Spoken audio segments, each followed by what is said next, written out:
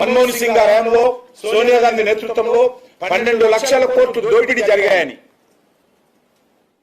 CAG గాని లేక అనేకమైనటువంటి గవర్నమెంట్ ఏజెన్సీలు కానీ ఆ రోజు ప్రజల ముందు పెట్టడం జరిగింది. కొంతమంది కేంద్ర మంత్రులను జైలుకు పంపడం జరిగింది. అది కోల్ స్కామ్ కావచ్చు, 2G స్పెక్ట్రమ్ కావచ్చు, కామన్వెల్త్ గేమ్స్ కావచ్చు, అనేక రకాల కుంభకోణాలు. కాబట్టి ఈరోజు ప్రజల్లో రాజకీయ నాయకులు అంటే అసహ్యం ఏర్పడే విధంగా ఈరోజు కొంత ఉంది. దీని నుంచి మనం కాపాడుకోవాలి. ఎవరు అవునన్నా కాదన్నా ప్రభుత్వాలను నడిపేది రాజకీయ నాయకులే, రాజకీయ పార్టీలే. ప్రజల నుంచి ఎన్నికై వాళ్ళే ఈరోజు రాజ్యసభలో, లోక్సభలో, అసెంబ్లీలో, కౌన్సిల్లో వస్తారు. వాళ్ళే చట్టాలు చేస్తారు. కాబట్టి వాళ్లకు నైతిక విలువలు అవసరం.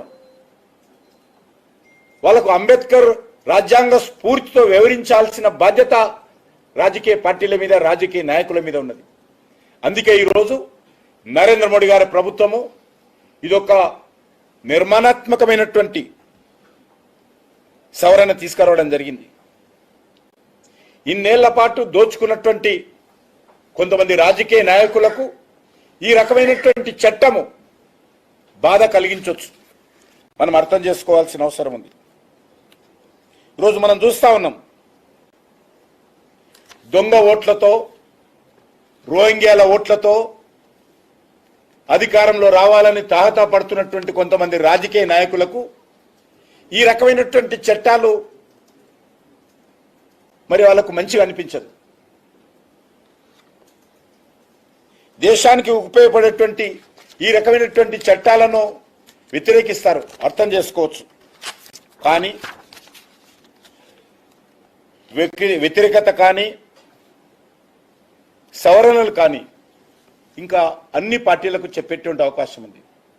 ప్రజల ముందు పార్టీలు, పార్టీ నాయకులు, వాళ్ళ ప్రభుత్వ అధినేతలు ఏ రకంగా వ్యవహరించాలో ఈ చట్టము జేపీసీ ముందు ఒక అగ్ని పరీక్షగా ప్రజల ముందు ఉంటుంది. ఏ పార్టీ గురువింద గింజ సామెతలాగా మాట్లాడుతుందో రానున్న రోజుల్లో దేశ ప్రజలు ఈ చట్టం ద్వారా మరి అర్థం చేసుకుంటారనే విషయాన్ని నేను మనవి చేస్తా ఉన్నాను.